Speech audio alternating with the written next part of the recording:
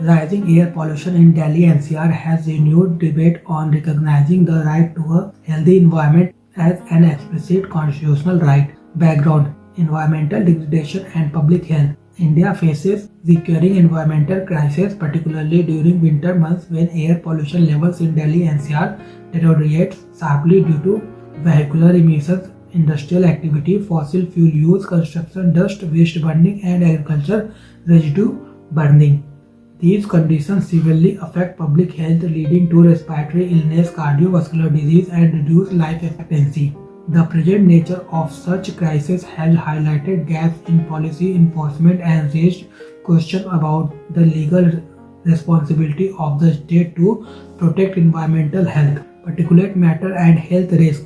Among various pollutants, particulate matter is considered the most harmful. PM10 particles can enter the respiratory system, while finer PM2.5 particles penetrate deep into the lungs and bloodstream. Diesel particulate matter, a subcategory of PM2.5, is especially toxic and poses serious risk to children and vulnerable populations. In response to worsening air quality, the Commission for Air Quality Management has strengthened the graded response action plan, mandating school closures and staggered office timing during severe pollution phases, indicating growing administrative recognition of environmental health risks. Constitutional basics of environmental protection. Although the original constitution did not explicitly guarantee environmental rights, judicial interpretation has expanded the scope of Article 21, right to life, to include the right to a clean and healthy environment.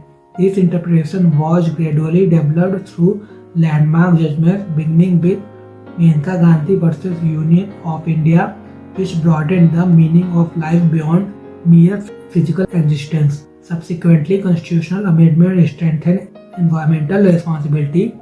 Article 48A Directive Principle places a duty on the state to protect and improve the environment, while Article 51AG imposes a fundamental duty on citizens to safeguard natural resources. Together, these provisions create a shared constitutional obligation toward environmental protection, role of judiciary, and public interest litigation. Since the mid-1980s, rapid industrialization and liberalization have intensified environmental degradation, prompting judicial intervention. The judiciary has played a proactive role by using public interest litigation under Article 32 and 226 to address environmental harm. Courts have consistently balanced development needs with environmental sustainability, enforcing the idea that economic growth cannot come at the cost of ecological destruction. The Environment Protection Act 1986 further strengthened this framework by defining the environment as an interconnected system of air, water, land, and living beings. Judicial rulings have clarified that the right to live with dignity includes the right to a pollution-free air and water, making environmental protection an enforceable legal concern. Environmental principles in Indian jurisprudence. Indian environmental law has adopted key global principles to deal with ecological harm. The principle of absolute liability was introduced to address industrial disaster involving hazardous substances, ensuring that enterprises bear full responsibility for damage regardless of fault. The precautionary principle requires preventative action even in the absence of scientific certainty, while the polluter pays principle mandates that polluters bear the cost of environmental damage.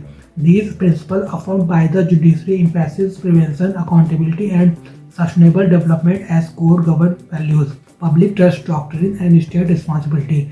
The public trust doctrine reinforces the idea that natural resources are held by state in trust for the people. Under the doctrine, the state cannot exploit environmental resources for private or commercial gain at the cost of public interest. Constitutional provision under Article 39 further support community ownership of material resources and equitable distribution for public welfare.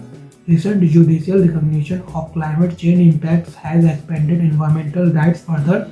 The Supreme Court's acknowledgement of protection against adverse climate effects as part of Article 21 and 14 reflect the evolving nature of environmental constitutionalism in India. Need for explicit constitutional recognition. Despite progressive judicial interpretation, the absence of an explicit fundamental right to a healthy environment limits enforceability. Since rights must be linked to Part 3 for direct claims, the article argues for formally incorporating the right to a clean and healthy environment into the Constitution.